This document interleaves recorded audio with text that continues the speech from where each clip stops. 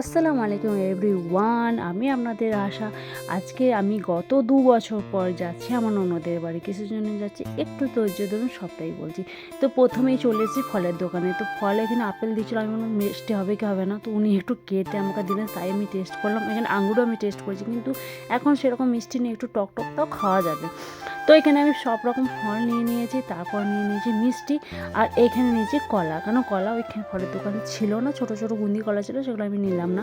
তো ওগুলো তো বড়দের জন্য হলো, এবার ছোটোদের ভাগ্নের জন্য, ভাগ্নি আছে, ওদের জন্য তো নিতে হবে।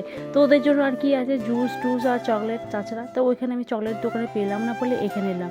তো আমার একটা জিনিস কী মনে হয়, আমার চকলেট কিনতে খুব ভালো লাগে, মানে যেটাই চোখের সামনে আছে মনে হয় সব নিয়ে নিই আমি। কী চকলেট ফেভারিট, তো আমার বাচ্চারা তো ফেভারিট হবেই।